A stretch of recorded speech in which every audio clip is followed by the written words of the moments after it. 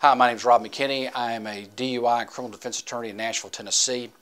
And one of the questions that come up that's asked to me quite frequently is, I'm parked in my car, how did I get a DUI?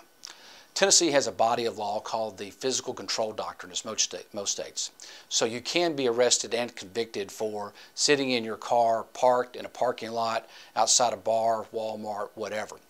But there are factors that the court or the jury can consider in determining physical control. The Tennessee Supreme Court in State v. Lawrence set out these factors, and I thought I'd write them down and share them with you.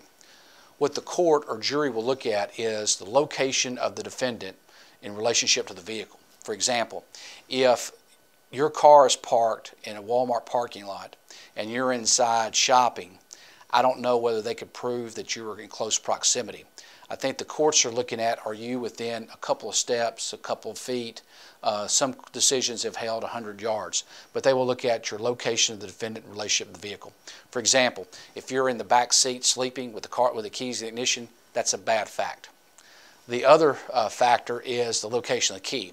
As I talked about earlier, where is the key in the car? Is it in the ignition? Is it in your pocket?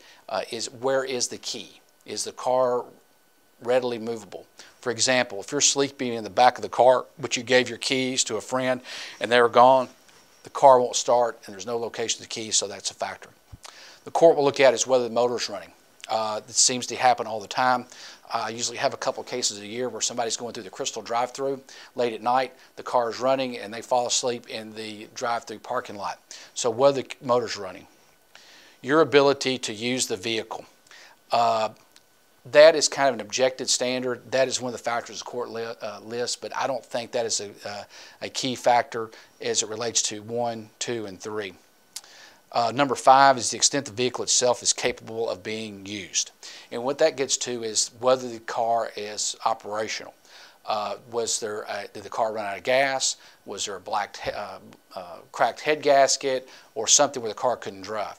So if the car had blown up, been there for an hour, and you're sitting waiting around for a tow truck, that would be a factor that we could use to negate physical control of the car.